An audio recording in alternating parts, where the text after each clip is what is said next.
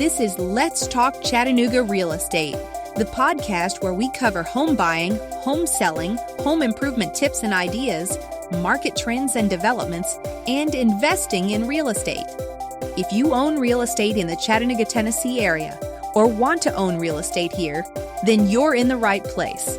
Let's Talk Chattanooga Real Estate is hosted by Blake Watson, a real estate agent and investor in Tennessee and Georgia.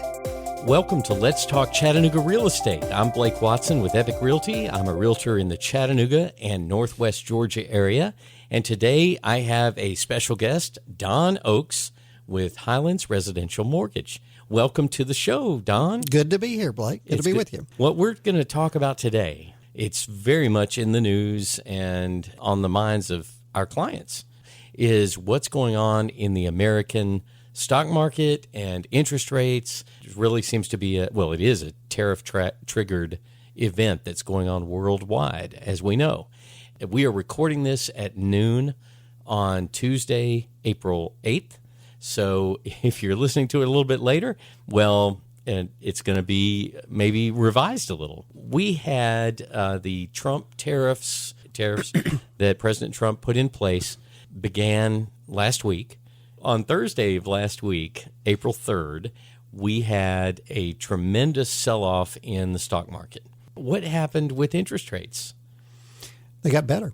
Did you want more of an explanation? No, that's good, Don. I know it's like, okay, there's some silver lining here, right? Typically, there's going to be an inverse relationship between the stock market and long-term bonds, which is the same thing as to say, mortgage interest rates effectively is a long-term commitment for somebody with a fixed rate, with a fixed return. So as money comes out of the stock market, anybody, whether it's you, me, some huge investor, whomever that is, they want some kind of return. And if they're looking at a negative number, especially in the stock market, where can I put some money to get some kind of decent return? So I'll buy mortgage-backed security, I'll buy a treasury, a 10-year treasury, whatever the case may be.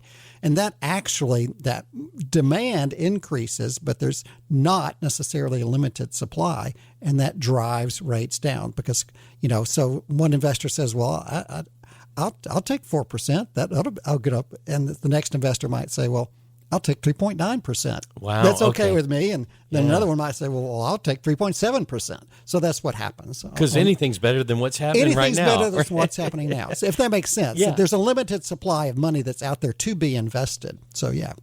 Gotcha. Well, that's a great synopsis, a great explanation. Thank you, Okay, Don. so I can leave now. So that started on Thursday. Mm-hmm. And then Friday, there was a continuing sell-off. And then on Monday, April 7th, there was another sell-off. It just continued. The stock market continued down. What happened with interest rates for mortgages? Well, the stock market, to some degree, recovered yesterday and has to some degree today. So let me back up just a little today bit. For sure. So if you went back to the first of the year and you had all the quote-unquote experts predicting where are we going to be throughout 2025 on interest rates. Mm-hmm. Now, mind you, Mortgage Bankers Association, National Association of Realtors, bank rate, different things that you would count on to be correct. They all missed it the last 2 years. Here's where we're going to be at the end of the year. And they totally missed it. This year, before tariffs came into play, if you looked at the National Association of Realtors was the most optimistic, saying we'll be at 6%. By the end, quarter four, by the end of 2025. Mm-hmm. So, we maybe started out right at 7, a little above 7% at the beginning of the year, and it was easing down some during that period. So the realtors were the most optimistic. Yeah. And then you know how we are. Mortgage Bankers Association was 6.4, bank rate was 6.5. So anyway, it's better, by the end of the year. Well, tariffs is certainly the wild card. Right. Who could predict Who could have predicted that it would drive the stock market down as much as it did and improve our rates as much as we did? So we got really, really close to 6.5 here last week before that. Now, what has happened today, to some extent yesterday and today, is all these massive tariffs, across the board tariffs, and supposedly according to some in the administration, that all of these countries, 50 or 60 countries, are calling saying, oh, let's negotiate. Yeah, let's work something out. And so that has helped. The stock market has recovered as of this morning, I think 1,000 points or something like that. Yeah, today, Tuesday, and so, definitely. As you can imagine, our rates are worse today. Yeah, right. So if that makes sense as to where we were and where we are now. Gotcha. So we dipped down to just above 6.5, right? Yeah. On Friday. Yeah, we're all dancing and celebrating. Yeah. But in our business, we know sometimes that just doesn't last, and it didn't. And it didn't last. No. But you know what? There's still an adjustment that's lower. Still an adjustment, and still the predictions from the first of the year now are more or less still maybe a good prediction. Okay. About what happens through the rest of this year. Actually, I was talking to somebody last night, and he said, I just can't decide what to do. Should I wait for rates to come down? No. Yeah. No. I mean, the saying has become more commonplace than it was even a year ago. Date the rate, marry the house. But because of all these different factors, what is that house going to be worth? What are you missing out on by waiting for the unknown of where that rate may or may not be? You can always refinance if rates come down. So all of that comes into play. And I think you were telling me earlier that inventory was up in Chattanooga. Chattanooga area. In the Chattanooga area. That's correct, Don. So looking at the Chattanooga MLS from the Greater Chattanooga Realtors, we have a lot more inventory than we did a year ago. And it has been easing up throughout the past 12 months. A year ago, I brought the data from March of 24 and 25. So we have the latest data from the Chattanooga MLS. And in 2024, at the end of March, there were 2,054 homes for sale. These are single-family homes in the Chattanooga MLS, which is primarily Hamilton and Sequatchie counties in Tennessee, and then Catoosa, Dade, and Walker County in North Georgia. So 2,054, just over 2,000 homes for sale. This year, March 2025, 2,973, almost 3,000 homes for sale. And that number kind of surprised me a little bit. Does it surprise you? Well, I guess because I've been watching it and I'm living it every day. Yeah, maybe that was a surprise to you, and maybe it's a surprise to some of our listeners, but it is what it is. It has been easing up from last year, obviously. From a year ago, we had just over 2,000. This year, almost 3,000. I would suppose, I don't know if that's anywhere in the data, that it's, as we have seen, maybe me personally, in the last few months, there's more and more move-up buyers that were on the sidelines. Absolutely. Maybe they had 3% or 4%. It's like, I'm not going to swap that for 7.5%. And now we're in the sixes, especially. It's like, okay, now maybe we can make that move and again marry the house, date the rate again. So I have seen, and I think our office has seen some more of that. So I would guess is that the whole picture? I don't know. Or is it more new construction? I don't know. Yeah, well, it's like you said, there are more move-up buyers. There are more people that this idea of, I had a 3% interest rate, and so I'm not going to give that up. Right. Yeah, that is absolutely has a lot of credibility and makes a lot of sense if you're in a position to just stay where you are. Yeah. But people are coming to me that, first off, there's a lot of first-time home buyers that are just ready to, we're ready to buy. Yeah. Our family's growing, whatever it may be. That family growing thing also impacts, even if you've got that 3% rate, you may, because you need a larger home or smaller home, maybe it's time to downsize, but because you have a need for a larger home, you have family moving in with you, or you have kids or whatever it may be, maybe you just want more space for animals, whatever it may be. I'm seeing more people that are ready to get off the sidelines because they're just not going to keep living where they've been living for a real long time. They aspire to a different home, and that's what's happening in many cases. And I had, to that point, I had a client, she had dropped by the office 6 or 8 months ago because the apartment complex she lives in is directly behind our office. Yeah. She'd been in this country for 20 years, immigrated from Guinea and Africa. Wow. Works at a local hospital. And she just said the apartment complex went up yet again on her rent. Yeah. But she'd saved some money, and she has great credit, and didn't hear from her forever, but she was maybe planning a trip back to Africa to see some relatives and wanted to use some of her money. Well, she dropped in this week. She said, well, they went up yet again on her rent.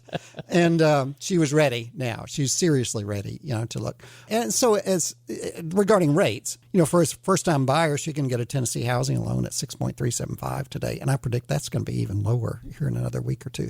So rates are not a big factor for her. It's just, what can I afford for that? I'm ready to go. And I think you're going to see more and more of that, people coming out of rental into something, even though rates are a little higher than maybe they would like, but that still makes more sense to get into home ownership.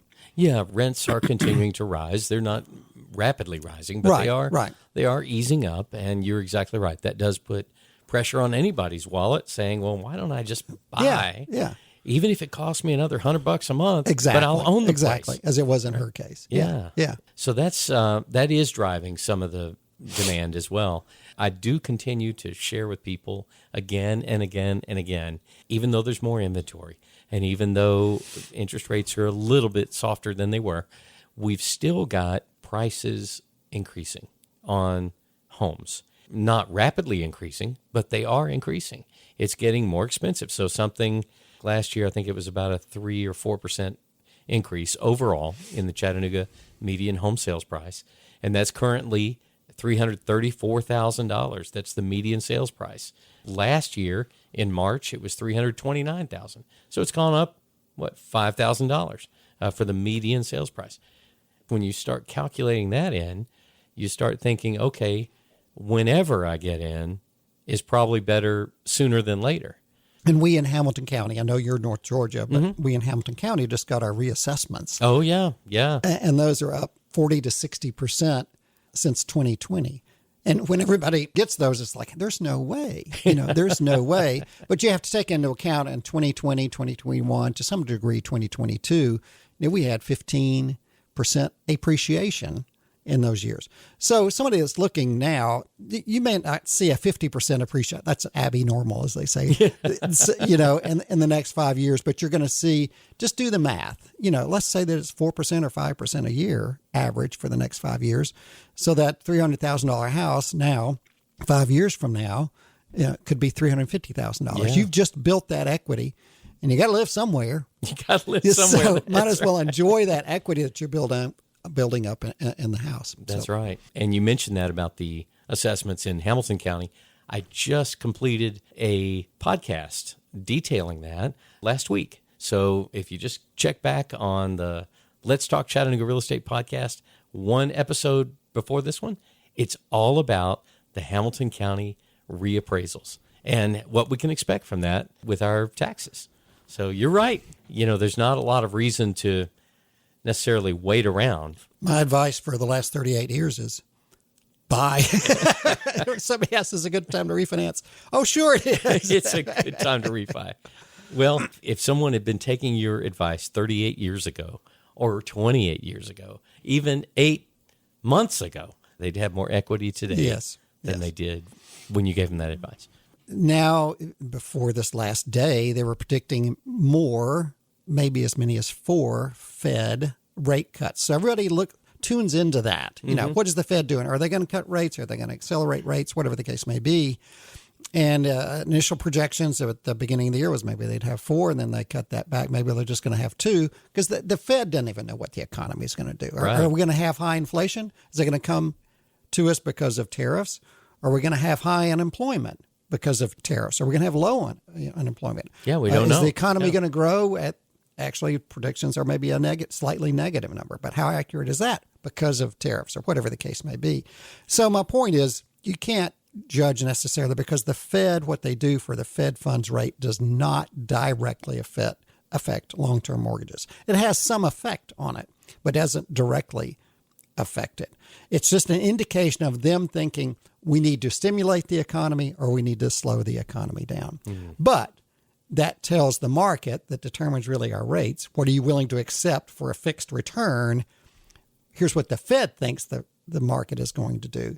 Therefore, if they think they need to stimulate the economy by lowering the rates, the market's saying, Well, they're thinking the economy is going to be a little bit slower. That's why they need, and therefore that fixed return, as we talked about at the beginning, is going to be better for me over the stock market. I understand that the Fed changing the overnight Right. rate, whatever they call it, the Fed rate, is not directly impacting 30-year mortgages by any means. Right. What I'm also hearing is that because the Fed is kind of giving an indication of what they think the economy is doing, Right. and if we're heading to recession or whatever. Right.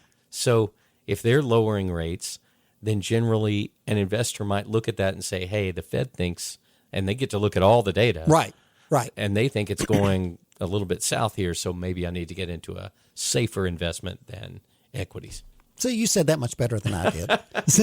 Yes. I don't know about that. Sometimes I learn if I just repeat it back that it helps me understand it better. So Don, tell us, if someone wants to talk to you about rates, talk to you about getting a mortgage, refinance, or purchase, how do they do that? You can call us at Highlands Mortgage or get us at highlandsmortgage.com. The phone number 423-624-0448 or highlandsmortgage.com. And eventually you'll come to Don Oaks, my little happy smiling face. Somewhere in there that'll connect us one way or another. And if for whatever reason you are unable to remember Don's name, I don't know why you wouldn't, you can always contact me, and I'll be glad to connect you up with Don. And I'm Blake Watson, and I am an agent with Epic Realty. My mobile phone is 423-315-1815. My brokerage office is 888-893-3537. You can find me on Facebook and LinkedIn as Blake Watson, and on Instagram as Rock and Roll Blake. My website is at homechattanooga.com. And of course, if this podcast has been helpful, well, please share this podcast with a friend and follow this podcast so you won't miss an episode. And until next time, along with Don, we wish you the best in your real estate journey. Thank you for being here, Don. Glad to be here.